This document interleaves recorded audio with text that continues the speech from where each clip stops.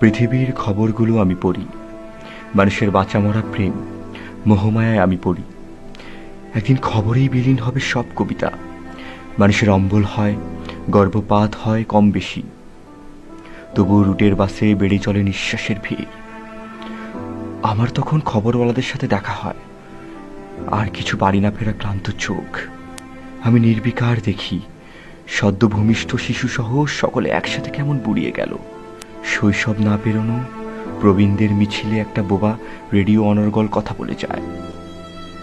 মিসাইলের ধসের স্তূপে দাঁড়িয়ে যে শিশুটি মায়ের স্তন অথবা বাবার পকেট খুঁজে ফিরে, তার চেয়ে কি বেশি প্রবীণ এ পৃথিবী?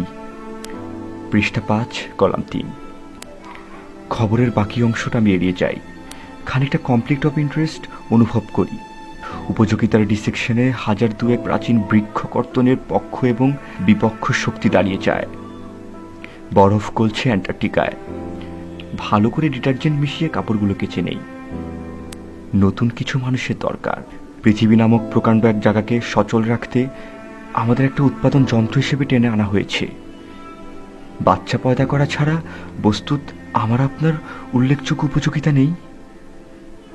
জগৎ নামক এই অথর্বের জোয়ার বইতে নতুন নতুন পেশিবহুল কাঠের প্রয়োজন হয়। আপনার উপযোগিতা কমতে শুরু করলে আপনি পরম মমতায় রিলে রেসের লাঠিটি কোনো তরুণ তর্কির হাতে গছিয়ে দিয়ে দেহ ত্যাগ করুন। হ্যাঁ, ঠিকই ধরেছেন, এটাকেই জীবন চক্র বলা হয়।